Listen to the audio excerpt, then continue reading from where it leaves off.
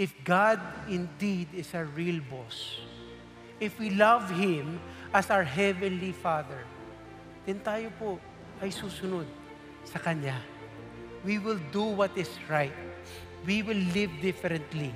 Kung ang ibang tao magtatanim ng galit, tayo po ay matututong magpatawad. Kung ang ibang tao ay hindi magpapakumbaba, and they will choose to be proud, tayo po, by God's grace, ay magpapakumbaba at hihingi ng tawad.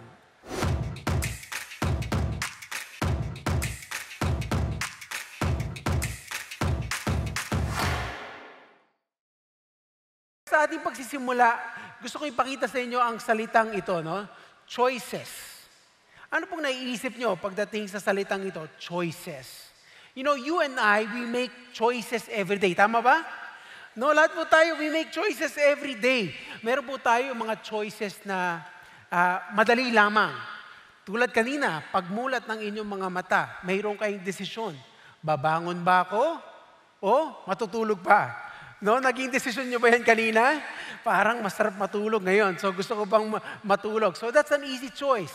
Meron din tayo mga choices sa ating pagkain, no? Kung anong ating kakainin. Meron din tayong choices ngayong hapon na ito. Meron po kayong choice kung kayo'y makikinig sa mensahe o kayo'y matutulog. No, but you know, we make choices every day. And bakit napaka-importante po nito? Dahil ang ating mga choices sa buhay, they impact us no matter how big or small, they impact us at ang mga tao na sa ating mga buhay. Right? When we make choices, they impact us in many ways. Kaya po ang ating bagong series ay pinamagatang Real People, Real Impact.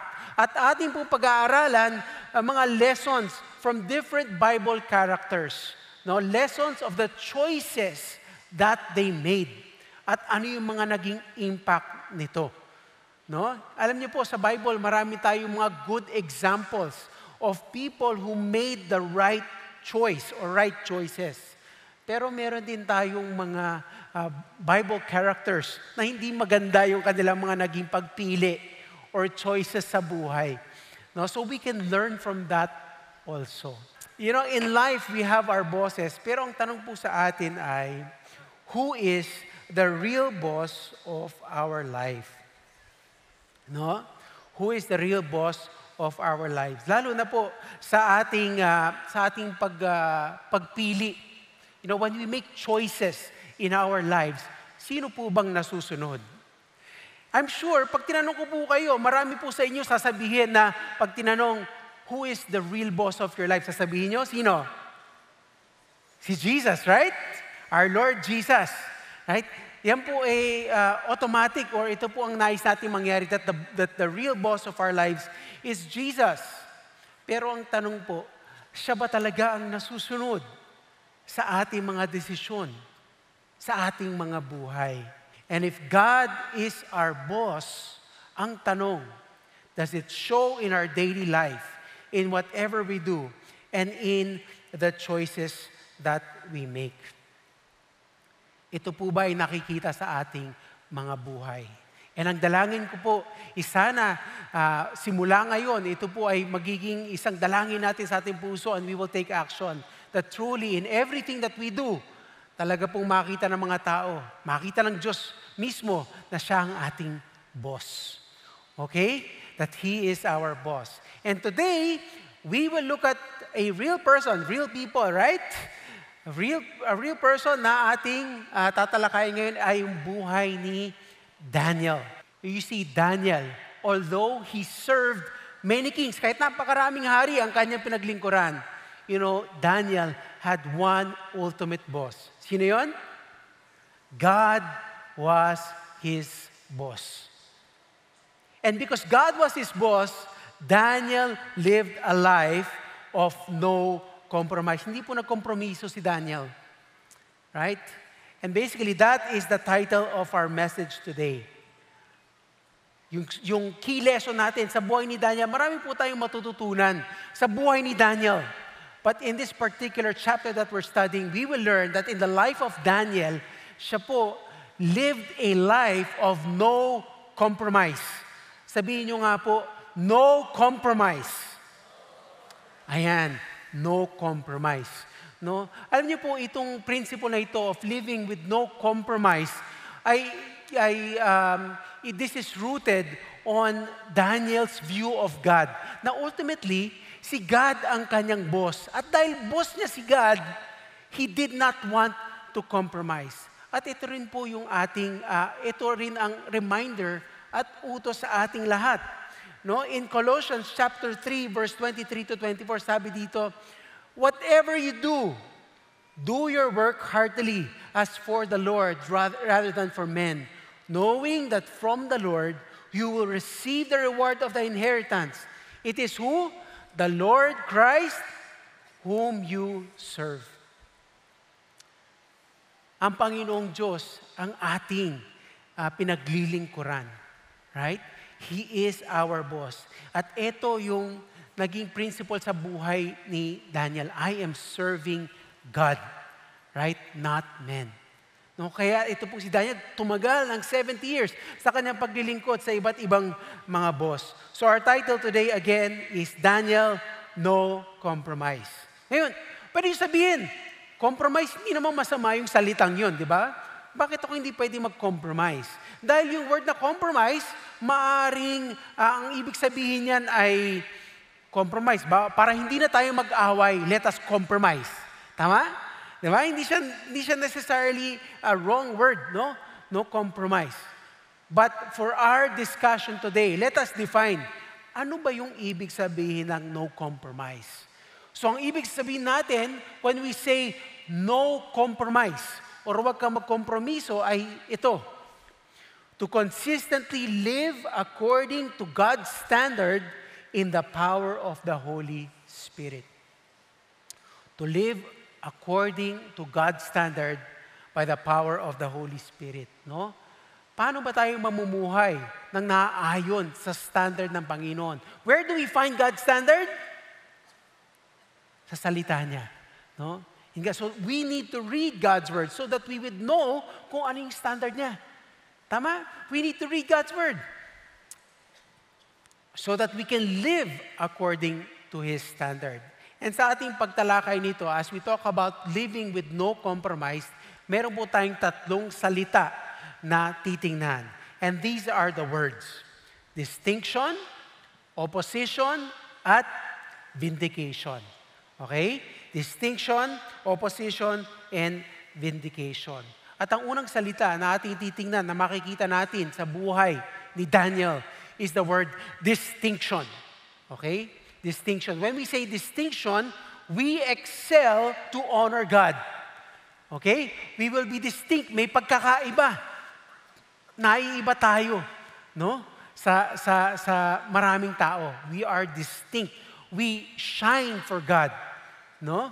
We make a difference for God. Now, paano namuhay with distinction si Daniel?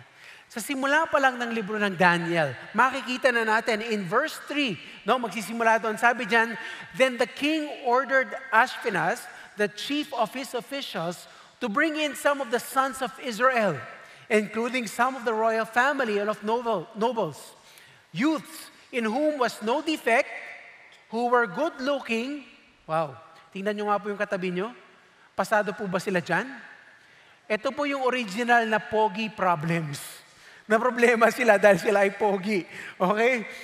And of nobles, youths in whom was no defect, who were good-looking, showing intelligence in every branch of wisdom, endowed with understanding and discerning knowledge, and who had ability for serving in the king's court. No? Again, gusto ni Nebuchadnezzar, best of the best, maglilingkod sa kanyang kaharian. And he ordered him, no, to teach them the literature and language of the Chaldeans. No, yung mga pipili, tuturuan ng language of the Chaldeans, and the king appointed for them a daily ration from the king's choice of food and from the wine which he drank, and appointed that they should be educated 3 years, at the end of which they were to enter the king's personal service. Ano pong ginagawa dito? Ini-indoctrinate po yung mga napili. Anong ibig sabihin? Tinuturuan sila paano mamuhay tulad ng mga Babylonians. No? And this is what was happening to Daniel. Alam niyo po yung libro ng Daniel, it's very relevant for us today. No? Kasi po, ang mundo ngayon, tinatry tayong i-indoctrinate. No? Tinuturuan tayo ng mga bagay na taliwas sa turo ng salita ng Diyos.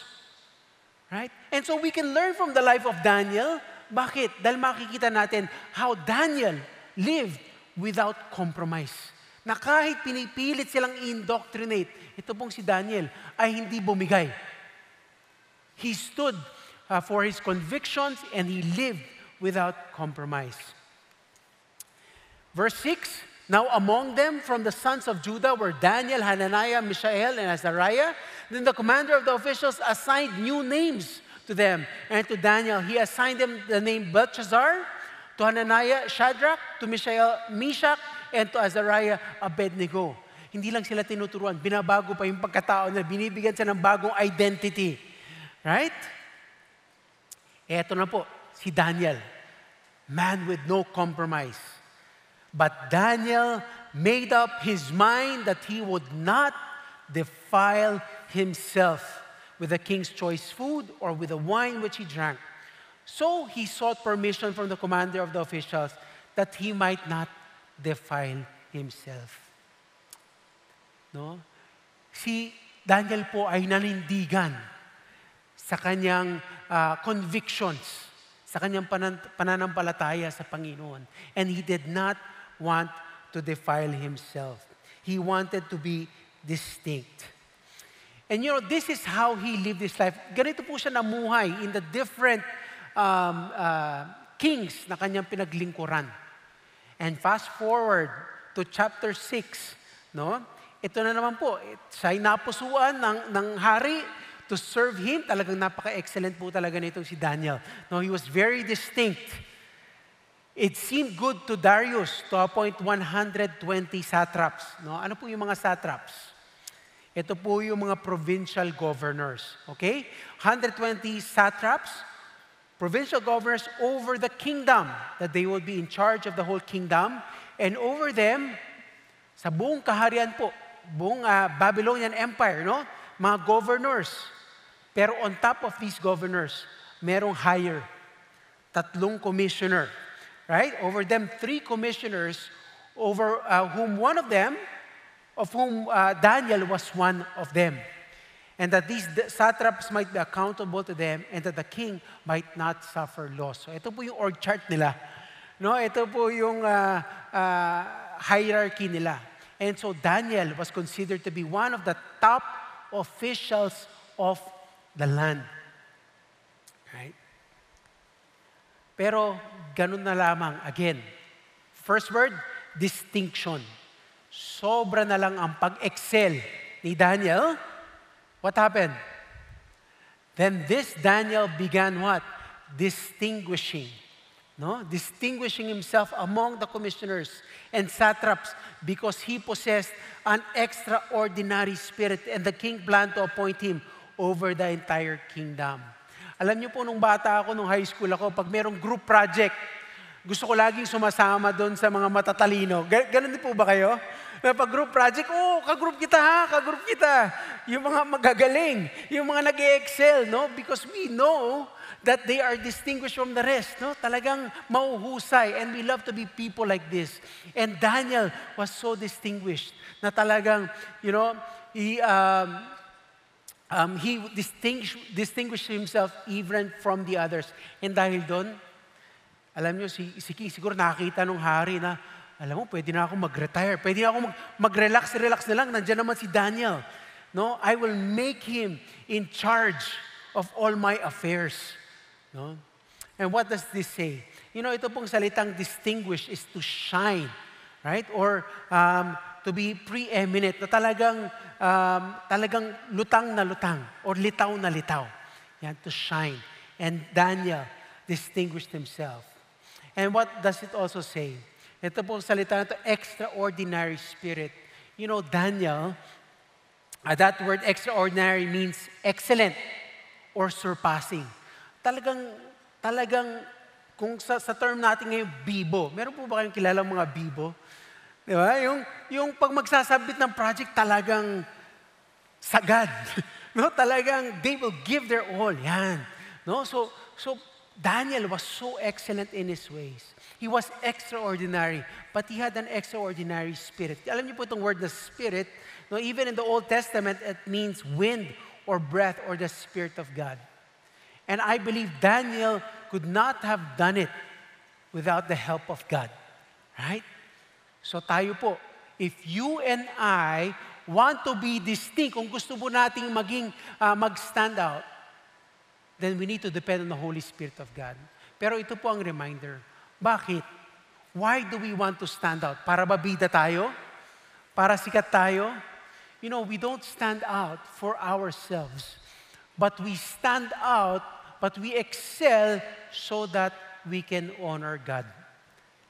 No? Para po sa kaluluwalhati ng ating Panginoon. Hindi po for us. And makikita natin yan later on sa buhay ni Daniel. Now, in verse 4, the commissioners and satraps began trying to find a ground of accusation against Daniel in regard to government affairs. But they could find no ground of accusation or evidence of corruption, inasmuch as he was faithful and no negligence or corruption was to be found in him. Wala po silang mahanap. Wala silang mahanap na korupsyon kay Daniel. And kakaiba talaga ang naging buhay nila. How about us? Can we honestly say na wala ring mahanap na korupsyon or pagkukulang sa atin? Tingnan niyo po ito. Sabi dito, inasmuch as he was faithful and no negligence or corruption was to be found in him. Siguro kung tanungin ko kayo, sasabihin ko, may corruption ba sa inyo? Maring sabihin nyo, walang corruption sa buhay ko, right? Parang mas madaling sabihin. Pero yung negligence, kayo po ay naging negligent na? No, may pagkukulang? No? Ako po, marami po akong negligent sa buhay ko na I wish I could be better in these areas. Hindi ko po masasabi na ako'y parang si Daniel. There are many things that I fail or neglect to do. And my prayer is lumago po sa mga area na ito. But look at this. Daniel, by the power of the Holy Spirit, no, extraordinary spirit, had no negligence or corruption in his life. If God indeed is a real boss, if we love Him as our Heavenly Father, then tayo po ay susunod sa Kanya. We will do what is right. We will live differently. Kung ang ibang tao magtatanim ng galit, tayo po ay matututong magpatawad. Kung ang ibang tao ay hindi magpapakumbaba, and they will choose to be proud, tayo po, by God's grace, ay magpapakumbaba at hihingi ng tawad. No? Ang hirap po talaga, sasabihin nyo. Ang totoo po niyan, on our own strength, talagang mahirap. Pero ano pong sabi ni Apostle Paul in Philippians 2, for it is God who is at work in you, both to will and to work for His good pleasure. Do all things without grumbling or disputing, so that you will prove yourselves to be blameless and innocent children of God, above reproach, para si Daniel, in the midst of a crooked and perverse generation, among whom you appear as lights in the world. Sino raw yung tutulong sa atin? It is God who is at work in us. And so in difficult moments, lapit tayo sa Panginoon. Panginoon, tulungan niyo po ako. Nahihirapan po talaga ako. Napakaraming temptation. Ang hirap to stand out and do what is right. Lord, tulungan niyo po ako. I cannot do it on my own. Right? Distinction. We excel to honor God. Ang susunod na salita na ating tatalakayin is the word opposition. No? Opposition. We persevere to obey God. No? Ang totoo po niyan, pag tayo ay gumagawa ng tama, no? We have an enemy. Right? We have a spiritual battle and we have an enemy na hindi po ayon sa ating paggawa ng tama. And so, we got people who also who do not share the same values as us. And so we can expect na kahit ginagawa na natin yung tama, mayroon pong opposition. Yung po ang naging karanasan ni Daniel. In verse 5, sabi doon, then they, the commissioners and satraps said, alam nyo, we will not find any ground of accusation against this Daniel unless we find it against him with regard to the law of his God. So ano pong binabalak nila? Mag-imbento tayo ng law para lang mahuli natin itong Daniel na to kasi wala talaga tayo mahanap na mali. So sila po ay nagplano, nag-usap-usap, ano bang gagawin natin? At nagkaroon po sila ng bright idea. No? Kasi ito po si Daniel, talagang we will not find any ground of accusation. Right? Wala po silang mahanap na ground for accusation. And so, ang naging plano nila is to come up with this plan. Sabi dito in verse 7, sabi nila sa hari, lumapit sila sa hari, King, mayroon po kaming proposal para sa inyo. Establish a statute or a law and enforce an injunction that anyone who makes a petition to any god or man besides you, O King, for 30 days shall be cast into the lion's den. No? Ano sila? Kung meron pong may magdasal sa iba, bukod sa inyo, King, no? Shall be cast into the lion's den. Now, hindi ko po alam kung bakit napapayag si King Darius. Maaring ito po ay naging pabor sa kanya na, wow, ako lang yung sasambahin? Sa akin lang sila magdadasal? No? Maybe he felt very important. Ito po yung kanyang nagpapayag sa kanya. Or siguro naisip niya, 30 days lang, sige nga, masubukan ito. We don't know. But sadly, ito po yung naging decision niya, pumayag po siya. So, when Daniel knew that the document was signed, he entered his house. Now in his roof chamber, he had windows open toward Jerusalem, and he continued kneeling on his knees 3 times a day, praying and giving thanks before his God as he had been doing previously. Now, nalaman ni Daniel. No? Of course, siya po ay isa sa mga top officials. Kung may bagong law, malalaman niya po ito. So he knew about it. And anong ginawa niya? He entered his house to do what? To pray. No? Alam niyo po kung merong kayong matutuklasan na bagong law or policy na will put you in danger, kayo ba ay matutuwa? Or gagawin niyo pa rin ba ito? Or kayo matatakot? But you know, Daniel, what did he do?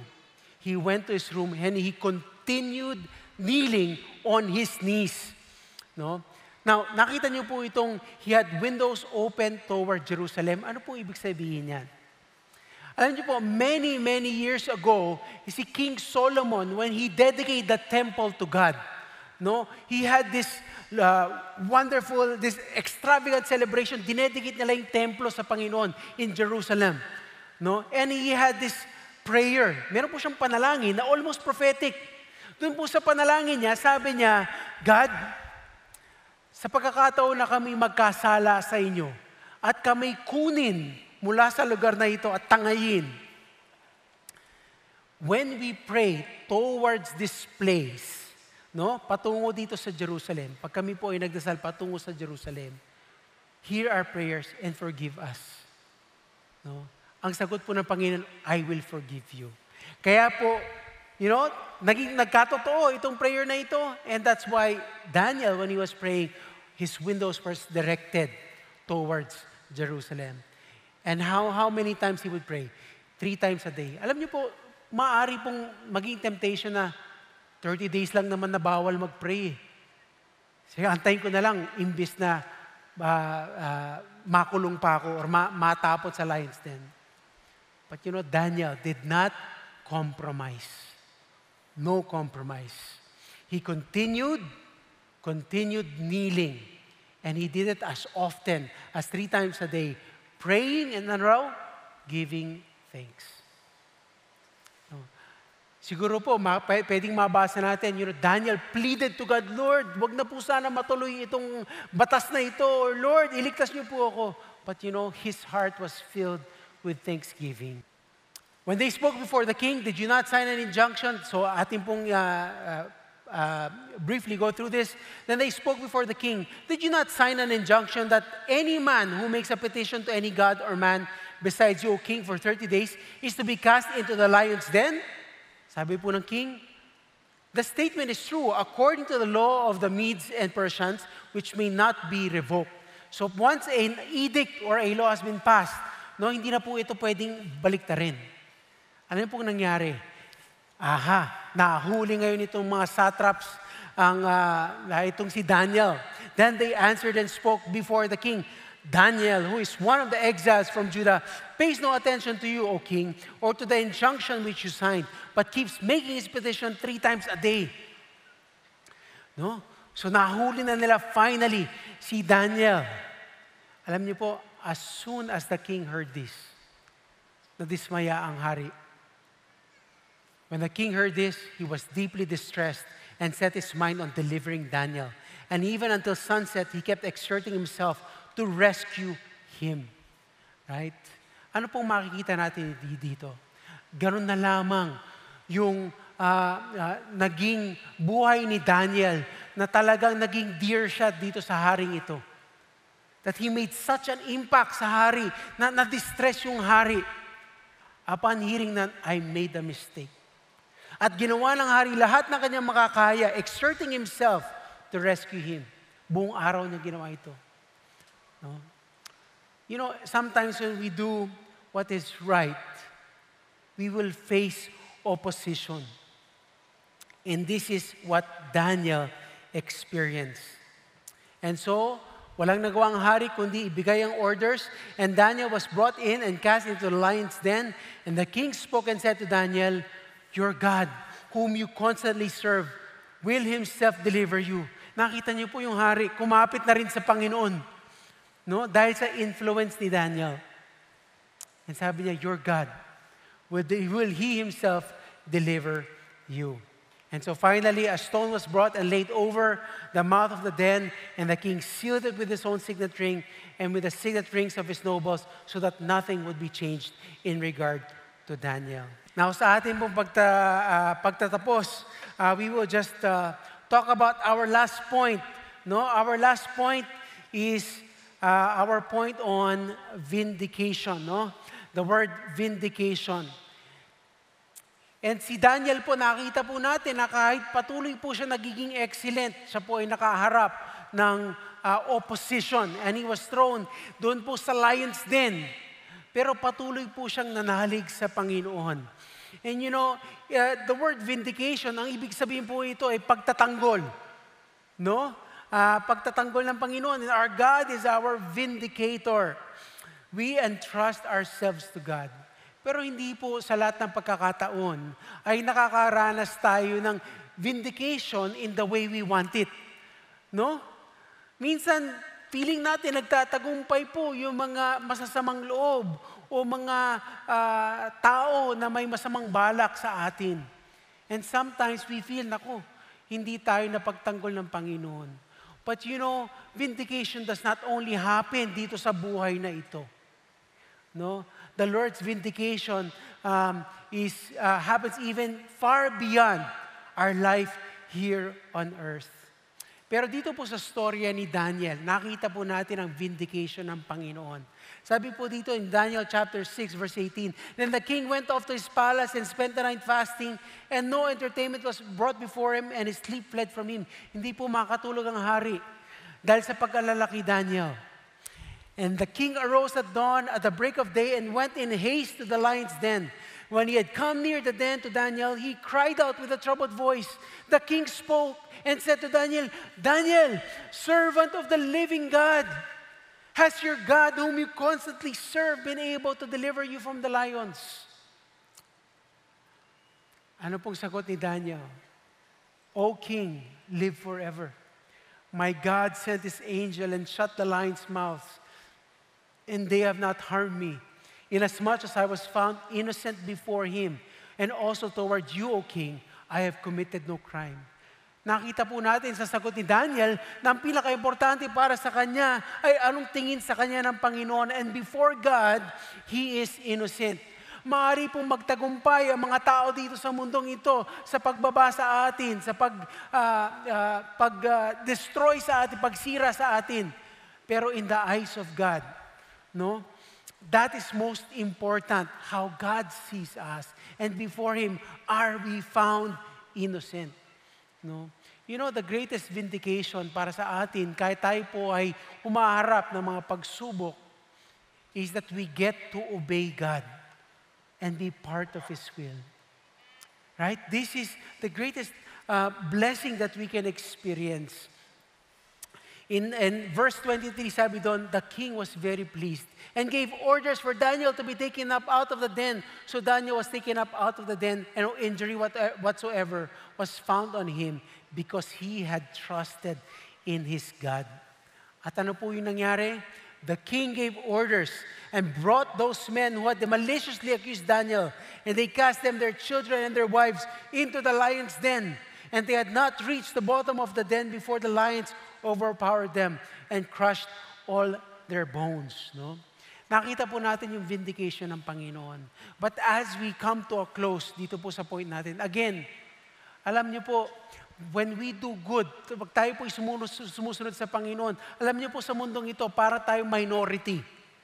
Mas marami po ang against sa Diyos. Right? And we can find ourselves na pina-persecute, pinagtatawanan, no? And binababa. And I want to make this point, no? Sa ating pagtatapos, in Daniel chapter 6, sabi po dito, Darius the king wrote to all the peoples, nations, and men of every language who were living in all the land, may your peace abound. I make a decree that in all the dominion of my kingdom, men are to fear and tremble before the God of Daniel. Dahil po sa pamumuhay ni Daniel of no compromise, ito po ang naging resulta. Right? That God was proclaimed to all the nations. Sabi po ni King Darius, for He is the living God and enduring forever. And His kingdom is one which will not be destroyed. His dominion will be forever. He delivers and rescues and performs signs and wonders in heaven and on earth, who has also delivered Daniel from the power of the lions. And so this Daniel enjoyed success in the reign of Darius, in the reign of Cyrus the Persian. Patuloy po naglingkod si Daniel, no? God was glorified in his life. Pero alam niyo po, whether in life or in death, we have an opportunity to glorify God. And how does vindication come? Even in suffering. When we take part in God's story, you know, God will vindicate us, God will lift us up. Right? And ito po yung vindication ng Panginoon. You know, God is writing a beautiful story. A story of redemption. No? Dahil po ang Panginoong Jesucristo, siya po ay nagwagi, and He is a story of victory. And we have an opportunity na makasama sa storyang ito. And one day, we will hear Him. The most important voice that we can ever hear, hindi po yung boses ng mga tao, but boses ng Diyos. He would tell us, well done, good and faithful servant. Enter into the joy of your master. One day, God will recognize us for taking part in His story of redemption. And His opinion, how He sees us, matters most. That's why we ought to live a life of no compromise. Bakit po tayo dapat mamuhay ng no compromise? Kanina po, tinanong natin, who is the real boss of my life? Why should Jesus Christ be the boss of our lives? Because the boss, the King of Kings, the Lord of Lords, demonstrated to us how it is to be a servant and gave His life for us. Mark chapter 10 verse 45 says, For even the Son of Man did not come to be served, but to serve and to give his life a ransom for many. You know, we did not deserve God's sacrifice. But God loves us so much that He gave His Son for us. Na kung tayo po'y manampalataya sa Kanya, then you and I, even in our sins, when we place our faith in Him, we find forgiveness in our Lord and Savior Jesus Christ. Ganoon na lang po kabuti ang Panginoon. And our proper response is to just acknowledge that, yes, Lord, you are the master of my life. You are the real boss of my life. May your will be done in my life. I give my life to you, Lord. Salamat sa sakripisyo mo para sa akin. And so today, I just want to pray for us na talagang sa ating mga buhay, God will be our real boss. That when we make our choices, ang kalooban ng Diyos ang masusunod sa ating buhay. Let us pray.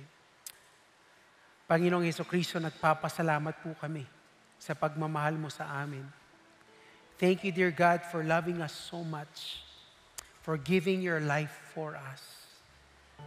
And Jesus, inamin po namin that many times, kami ang nasusunod, kami ang boss ng buhay namin. Lord, forgive us. And help us to surrender all. Na Lord, sa lahat ng aming pagkilos, pag-iisip, pananalita, sa lahat ng aming desisyon, Lord, talagang mangibabaw na Ikaw, Panginoon, ang aming Lord and our Master. Dear God, thank you for saving us. Thank you that if we place our faith in you, Jesus, we have forgiveness of our sins. And we get to experience true vindication in our lives to be in your presence, oh God.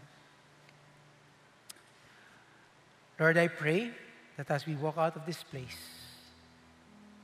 we will live a life of no compromise and that we will honor you in everything and in all that we do. Salamat, Panginoon. We pray this in Jesus' name. Amen at amen. God bless everyone.